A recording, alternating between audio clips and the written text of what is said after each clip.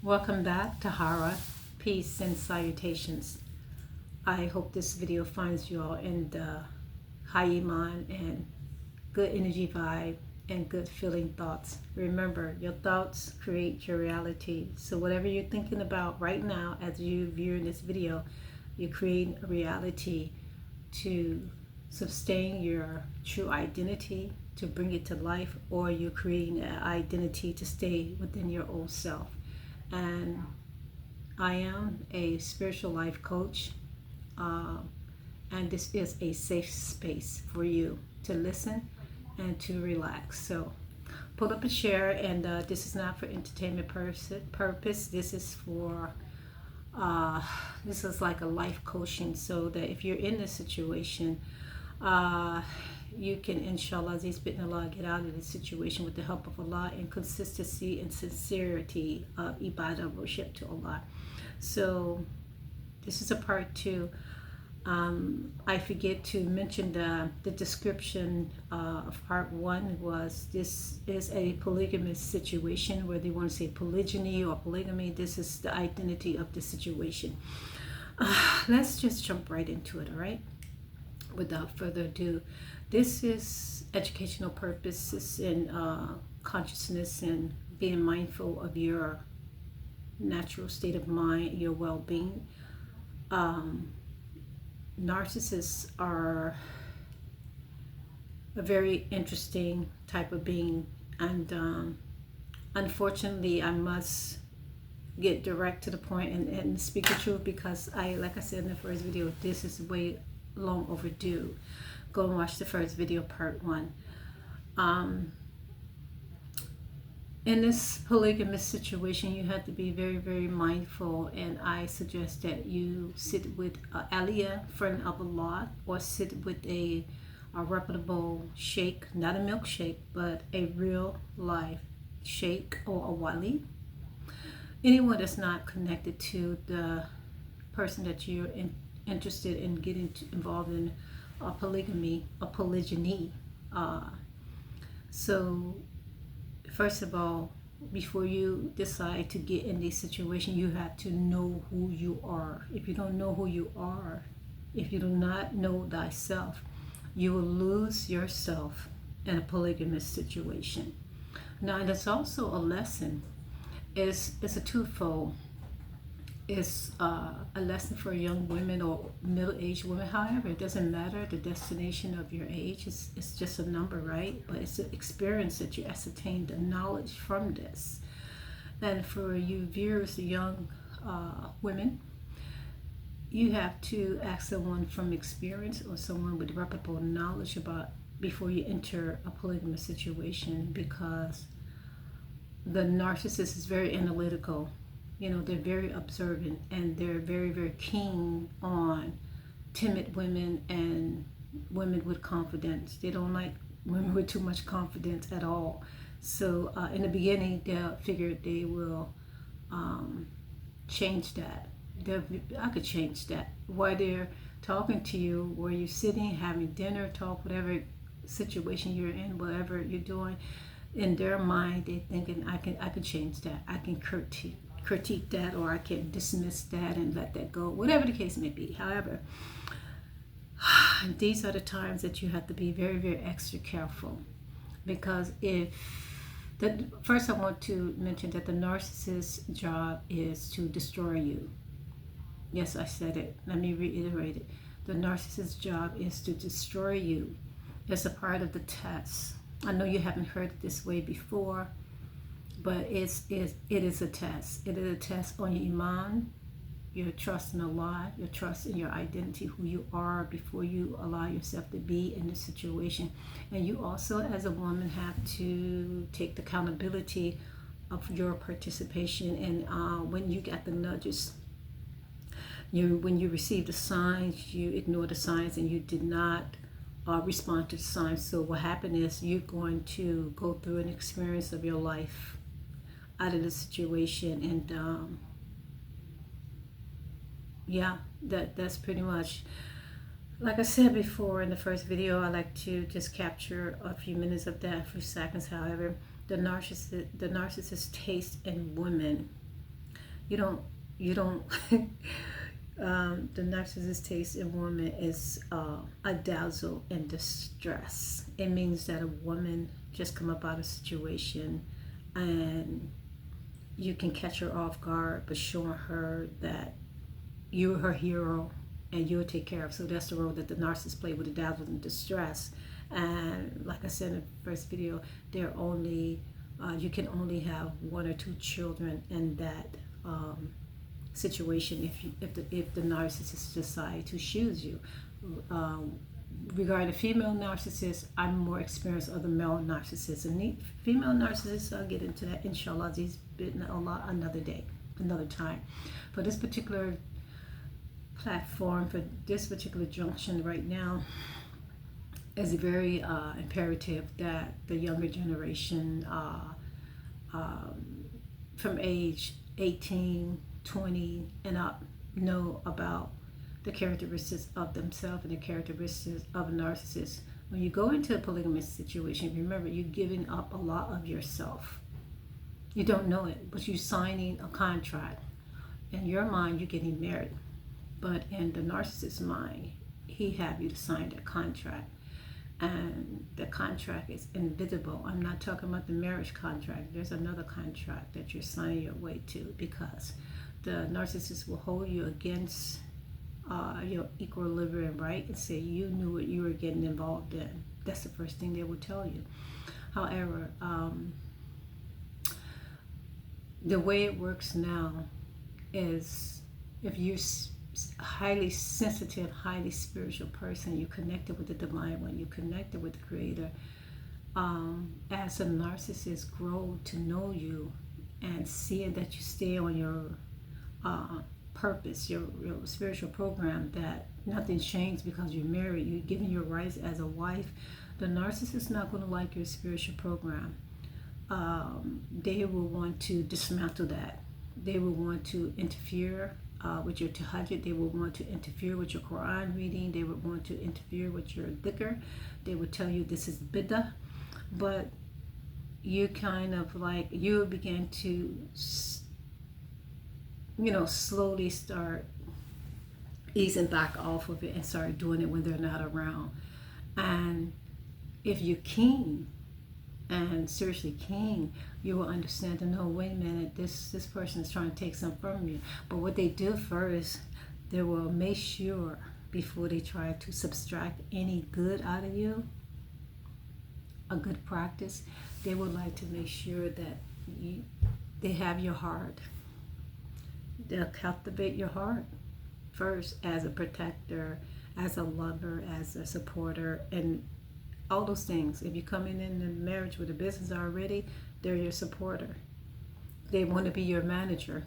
They want to manage your business. They prefer you not to deal with male clients. They want to deal with the male clients and sell to the male clients, and not for you to give them anything, samples or anything. Oh, I'll get sample to them. However, all these are lessons for the woman. I don't want to get sidetracked, but all these are lessons for the woman, that the narcissist will take you out of la la land, because they'll put you in la la land for a minute. If you're not strong and spiritually focused, they will take you through la la land, mean whining and dining you for the non-Muslim and Islamic, because we have to keep it real. This is the world we're living in.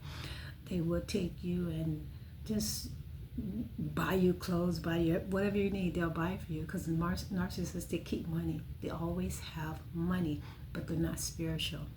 That's the trick that the spiritual person or this common woman fall into. The narcissist, whether he's fluent in Arabic speaking fluently, it just, like I said in the first video, they're very charismatic. The first thing they like to get to know, they like to get to know who's in your life. It's called data. They want to take you on a date. They want to take you on a halal date, I should say, and they're getting the data on you. Data means that you're speaking more. They're asking questions about how many people in your family. Once they find out there's not a lot of males in there, they say, bingo, I gather. If you have 9 uncles, 10 brothers and sisters, he's going to pass you off, and that was just a date. But if you have less, if you don't have a father in your life, if you don't have brothers in your life, a good supporting family of men, and then they're not going to be too interested. They'll probably follow up on one more date, and then it's clear, it's finished. But if you a sister or woman that you don't have any male supporters in your family, you might have like one brother younger under you, and it's for him again, bingo, jackpot. So these are the women that he's looking for. But if there's a desperate sister, she's have desperation to be in a polygamous situation, to be with the narcissist. She doesn't know he's a narcissist, but she wants to be a part of that polygamous family, right? Polygamy family. And he will take her to be the flying monkey. Like I said in the first video, she will be selected to be the flying monkey, to like an informer for him. But in her eyes, she's his wife. And so yeah, he could be married to a sister already. And my point is that narcissists look for women with no male figure or little at all in the family. And what the sisters will, or women will learn out of this is that it teaches you life lessons. It teaches you life lessons such as be very mindful and be very, very cognizant of who you give your energy and who you surround yourself with. Who you surround yourself with, who you give your love to. So, yeah. So what's happening now today with those situations, those polygamous situations, they are falling apart because the women are waking up.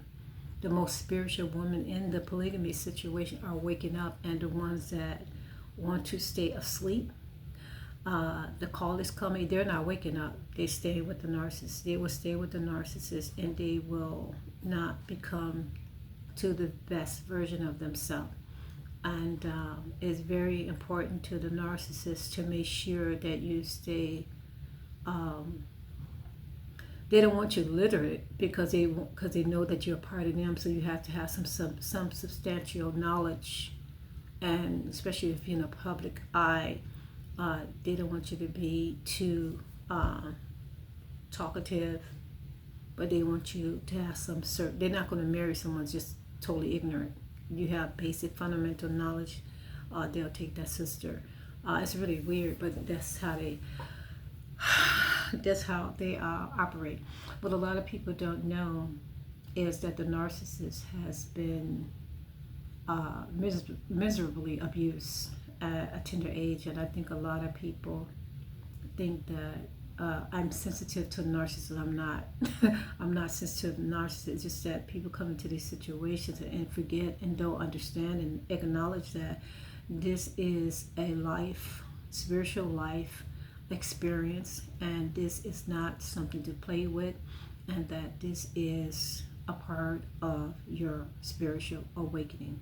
This situation with the spiritual lesson with the narcissist, he's not spiritual, but the lesson is. The whole point of the matter is for you to become whole after leaving or after the divorce. If you're a good woman, it's not going to be easy for you, the narcissist, to give you a divorce. He's going to keep you.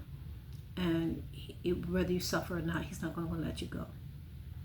And I just want to reiterate from the first video, the only way you can get away from the narcissist is when he is with a newer supply of energy, because it's fun to get a thrill of sneaking around with them and things of that nature.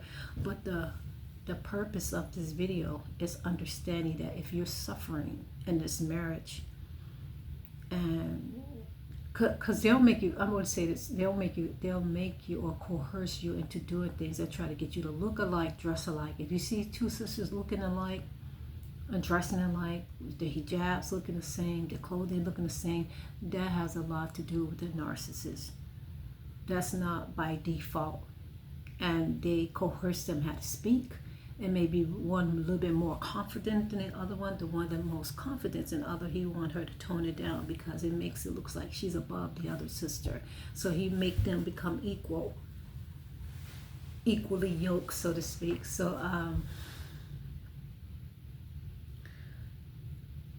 the spiritual one would get tired of this if it's something that's not, if it's something that's killing her soul. She's like, I can't do this anymore. I want out.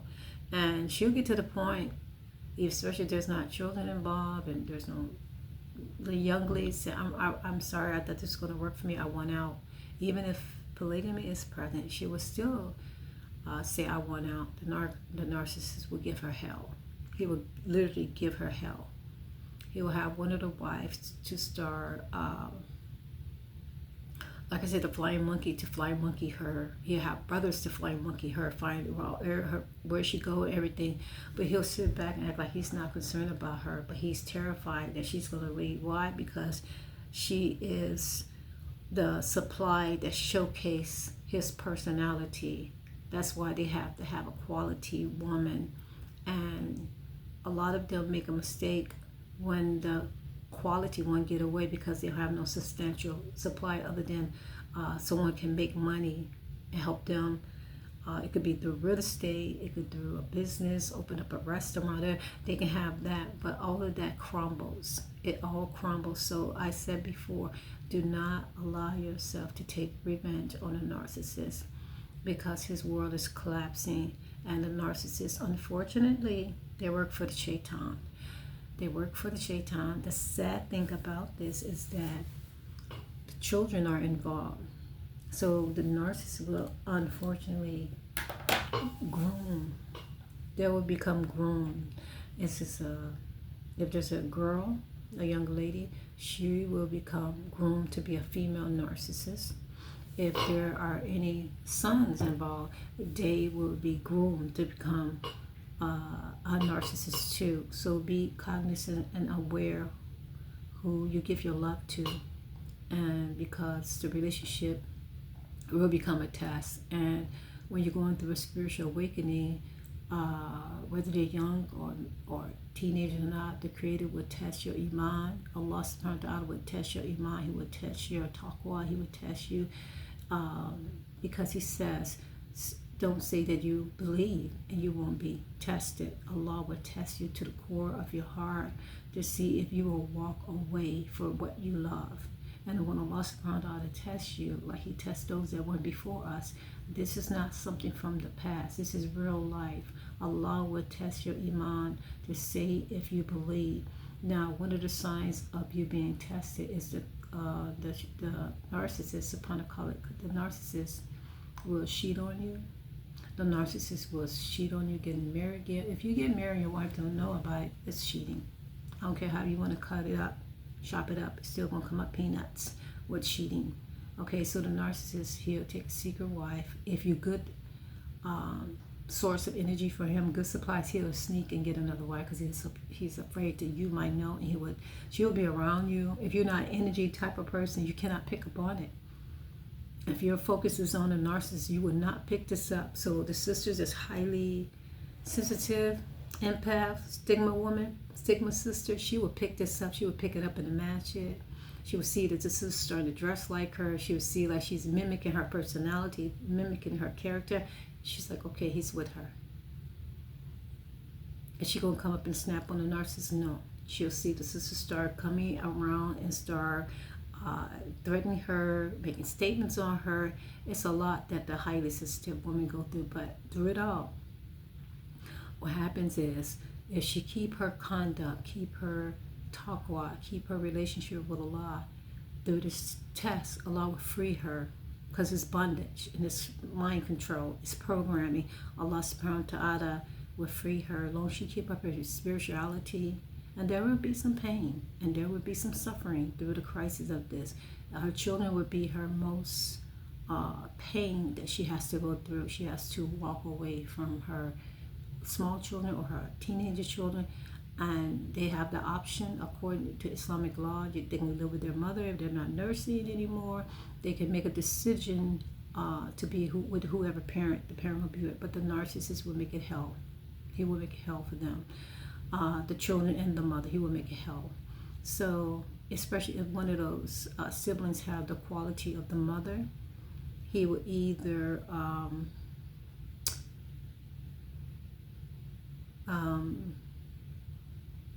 speak very, very he would cause rivalry with the, if it's sons, he would cause rivalry with them. If it's a daughter and two sons, he would cause the sons to denigrate the daughter. It's a mess, but you endure it for the time that Allah subhanahu wa ta'ala had allowed it to go on, but you keep yourself steadfastness with Allah. You keep your ibadah going. You keep up your tahajjud. You keep up your Quran. You keep up your dhikr. You keep up your tasbih, zikr, same. You keep your meditation. Whatever you're doing spiritually, keep it up. Allah subhanahu wa ta'ala will see you out of this situation. Whatever you do not fight with the narcissist, because he's taking your energy, and that's what he wants. And he wants you to be miserable, because unfortunately he gets off on that. You're being miserable. And do not, this is a suggestion and a warning, do not communicate with a sister that she's married, right? But she knows the narcissist is doing this to you, and she won't report it. And she heard you snot nose crying. She heard the conversation. She heard him break your phone. She heard all of this, and Allah saw that she witnessed all this, and she will not speak out against it. Do not trust a sister like that. If you have anyone in your life know that you're going through this type of experience, this type of test, and they chose to keep quiet about it, that's not a sister. That's an agent. That's someone sitting by watching you suffer, and she likes it. And even if you left the narcissist, she still communicates with him. Okay, I will leave it as that. Like I said before, this was not that easy for me. This is a little cumbersome, but I got the download to speak about this, because when you're going through an awakening, you have to share, and you have to warn, and you have to be cognizant, and have talk about that. Allah subhanahu wa ta'ala here and knows all things. So I send peace, love, prosperity, and abundance out to the ether. And more importantly, sisters, if this resonates with you, this is a safe space. Share this video with another sister that you know that she's going through this, and you're not going to be one of those sisters sit back and watch her go through this. And if the brother's put a lock on his phone, you put a lock on your phone. This is not to cause any dissension or discrepancy, but he may use this saying, well, I have another wife, so we have private conversations. She might say something that your eyes or your ears shouldn't hear. You know what I'm saying? If you have grown kids, that you have privacy that you deal with your kids, and it's for your own eyes only, not to make friction. But that is just subhanallah. Subhanallah. Just be wise. And ittaqi Allah, and keep up with your du'as, keep up with your prayers, and focus on your spiritual awakening. If you're crying and suffering and going through some trials and tribulations, and you're constantly going through counseling, or you don't have any counseling and you're being abused, talk to Allah. Get up in the middle of the night and cry over your sins, and ask Allah to subhanahu wa ta'ala guide you. He's guiding you now. Masalama. Signing out. This is Conscious for Life. Bismillahirrahmanirrahim.